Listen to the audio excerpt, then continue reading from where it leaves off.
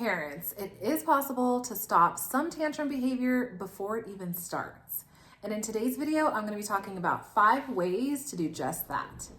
If you're new here, welcome. I'm Courtney. I'm a board certified behavior analyst. I help parents of young children go from overwhelmed and reactive to calm and centered so they can parent more effectively during these challenging moments. So if you want to build more positive and healthy relationship skills between you and your child, be sure to click that subscribe bell and button to be notified each time I drop a new video. Okay, so we're going to dive right in, but I do want to give one caveat here, and that is that it is okay for our kiddos to have tantrums. It is a part of childhood development for children to have tantrum behaviors. They are learning to regulate their big emotions, and that is a completely okay part of development. So the goal in this video is not to eradicate tantrums, and it's not to say that your child should never have a tantrum behavior. And it's also not saying that, you as a parent are failing because your child does have tantrums and you're not doing anything to prevent them. No, we also don't play the blame, shame, guilt card here. So with that being said, we're going to jump into 5 specific things that you can do. This is more of a forewarned is forearmed situation. And there's a set of things that are likely to happen if you are able to consistently do these 5 things. One is there will be some tantrums that you'll avoid. And sometimes, you might not even know that you avoided the tantrum by doing these things, but sometimes we avoid them. The second one is sometimes a tantrum that might be really very or last a long time or be super intense is now less intense. It's less severe. And maybe your kiddo has a quicker recovery and they're able to bounce back faster. So those are some things that are likely to happen. And then the other one is that sometimes, you guys, these things might not actually have an effect on this tantrum for your kiddo at all. But you will never know unless you try, and it never hurts to do just that. So let's dive into these 5 things. Okay, so the first thing here is be proactive. I know it sounds kind of simple. Well, I guess it is simple. I know it sounds simple. Maybe it sounds simpler than it is maybe the thing. But when I say be proactive, I want you to think about snacks, naps, and transitions specifically. These are some things that are typically occurring in our regular day-to-day, right? We know our body, and we have hunger cues. Our kids' bodies have hunger cues. They're going to be different. They're always going to be different for every kiddo, but we're all eating throughout the day, right? So nobody wants to get hangry. Kids will also get hangry. So snacks is one thing. We know if we are going somewhere where we're going to be gone for a longer amount of time, probably want to have snacks on me. If I'm going somewhere during snack time or meal time, how am I going to be able to accommodate my kiddo being hungry at that point in time?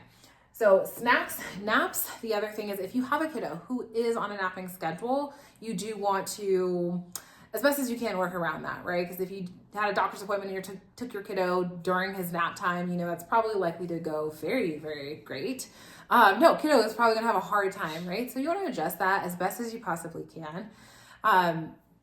And then the last one is transitions here. So transitions are typically harder for our kiddos because they don't have this concept of time like you or I do, right? They don't understand and or can't anticipate necessarily some of the changes that will go or will occur throughout the day.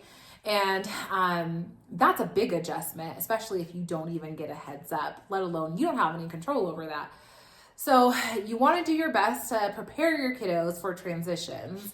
And you can do simple things for that, even if it's just setting a timer or alarm to go off on your phone that gives you, let's say, a 10-minute warning. So you can go give your kiddo a 10-minute warning and say, hey, dude, okay, in 10 minutes, we're going to, be all done playing. And whether or not they understand the concept of 10 minutes, you do, right? You come and you told them, we're going to be almost all done.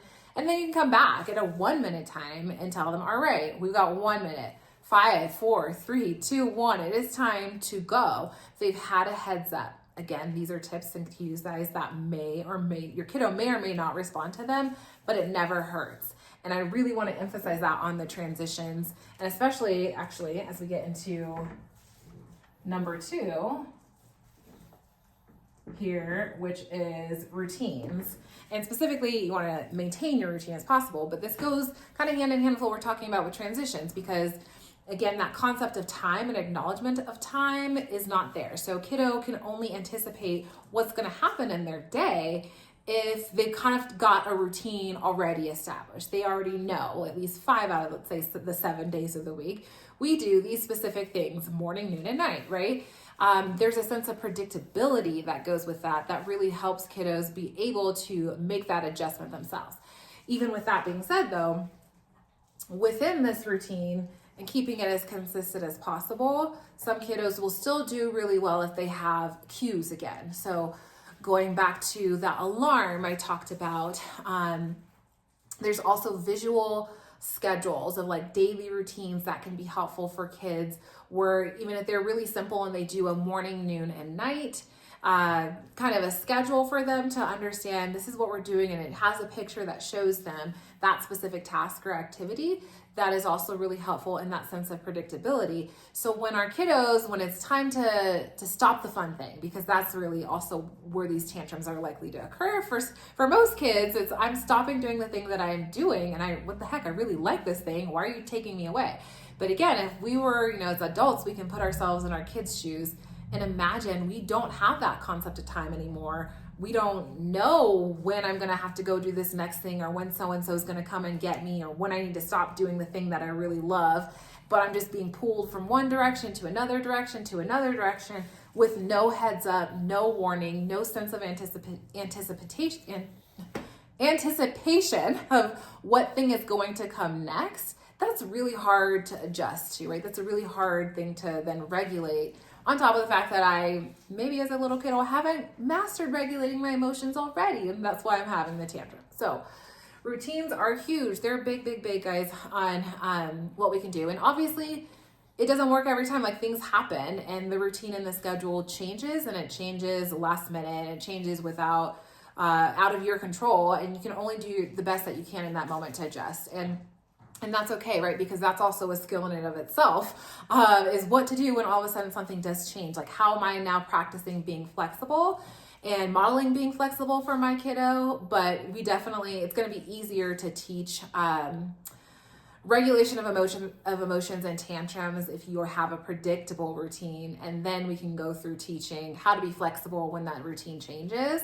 The easier skill is the first skill of just going through a routine with some predictability, maybe with some cues and visual schedules to help reduce some of those tantrums. And again, some kiddos will still have some tantrums even by doing this, but it does still help teach that sense of anticipation and that kind of early acknowledgement of time.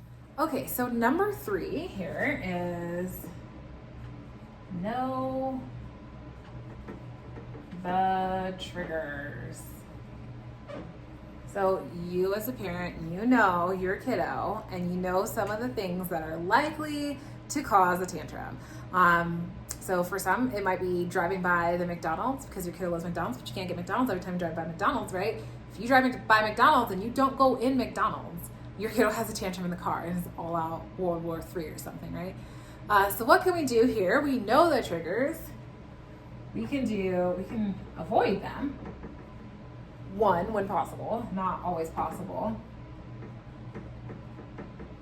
And the second thing is to redirect, right? So like we're talking about that McDonald's example, if you go a different direction, you rerouted yourself, your kiddo didn't even know, hopefully they didn't know, but now you've avoided it, right? You've provided a redirection, and that might look different too. Sometimes it's just moving to a different room. Like, I know when sister comes home, she comes in and she goes straight to brother, and she loves loving on him, and she messes up all of his toys. She plays with his toys and she jumps right in, and that's like a lot for her right there, or a lot for him. So then maybe moving to a different room when sister comes in, that could be something that could be helpful. Creating a distraction, doing something different in that moment. And again, no, it's okay. You can't always avoid everything or every trigger, and that's very unrealistic. And it's not that you should be walking on eggshells or tippy-toeing around. Your life shouldn't be tippy-toeing around for your kiddo to avoid that tantrums. But for some of the things that you can, feel free to go ahead and do this. And those other things that you can't, again, they're just opportunities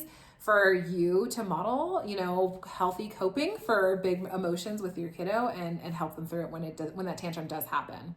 Okay, and number 4 here is setting clear expectations.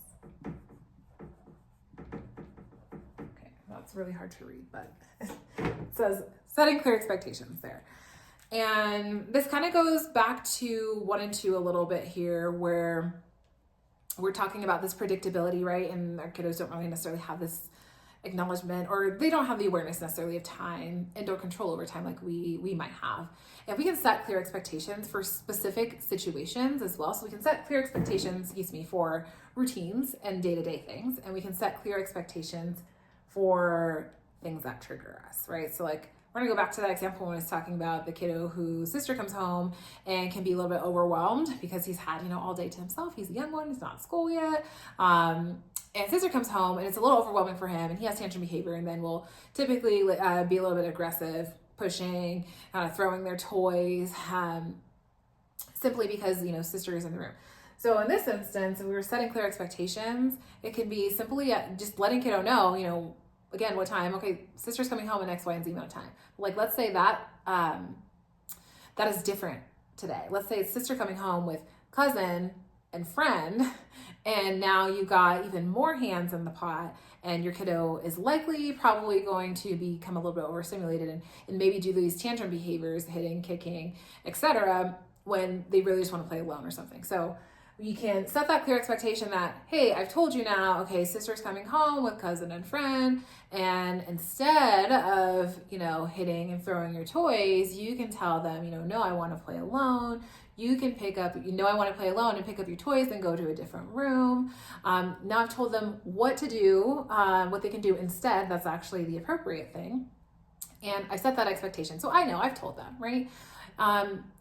Whether or not they do it or not, whether or not that changes their behavior, obviously, is different. It's going to be dependent on the kiddo. But you can at least rest assured, know that, you've told them. You've set that expectation yourself, and you give them the opportunity to be forewarned, to there be forearmed. Okay, and then the last thing is choices. So choices are great because, again, as I've mentioned already today a few times in this video, I've talked about the unpredictability of routines and time, right, in the day-to-day. So our kiddos don't really have a lot of choice. They are just going along in the very present moment, doing their thing and going wherever, their parent or caregiver is telling them to go and do what they tell them to do. And they may not inherently have a lot of opportunities to exercise any autonomy for themselves. So choices are great within, this day-to-day routine and things that need to get done as a parent. We can give them opportunities for choices. We can just create these opportunities. They can be silly and simple. One is, let's say it's time to go to the car. You've got to go to the car. You've got to transition away from fun playtime in the playroom. We're going to go to the car because we got to go pick up sister from school. Do you want to hop to the car like a bunny, or do you want to crawl to the car like a kitty? Like, something silly and as simple as that can give a kiddo the opportunity to cool, I get to make a choice in this moment. I want to do it. I want to do it. I want to do it. How I want to do it is I want to do it like a bunny. I'm going to hop like a bunny to the car. So something so simple as that, or if it's time to eat at the dinner table, do they want to sit in the red chair? Do they want to sit in the blue chair, right? Either way, we're still operating in the confines of this is a part of our routine, the expectation that I need you, to do this specific thing as a child and eat your dinner. But you can choose where you want to do that, or what chair you want to do, what chair you want to sit in to do that. So these are our 5 things. A lot of this, again, is forewarned, is forearmed, and kind of some of the basic stuff here, being hungry, thinking about when our nap time, our sleep schedule is, regulating our body, regulating our emotions, and then setting those expectations, providing opportunities for choices and autonomy wherever possible is always going to be helpful as well. Again, I'm going to go back to that caveat I mentioned. This might not actually change that kiddo's tantrum behavior, but again, you now know you have done quite a few things that can help your kiddo adjust. And maybe your kiddo does have that tantrum, but maybe this time again, it's just less intense. It's not as severe. That's also an added benefit. And repetition and practice. Doing this consistently will also be very helpful for your kiddo. So they know consistently that, they're going to get choices. You're going to be able to tell them what to expect, what is expected of them, and where they're going and when they're going. That's always going to be helpful. The more consistent we are and set that expectation for our kiddo, the more they're going to be able to adjust and adapt themselves. So Please let me know in the comments, you guys, what, if any of these 5 things you are going to try. I'm really happy to know. And or if you have tried and or work or don't work for you, please let me know in the comments. I'm always happy to hear. And if you're interested in any more tips and tricks, you can click the link below. You can book a one-to-one with me. You can also download my free PDF guide for more calm and effective parenting behaviors. And until next time, happy parenting.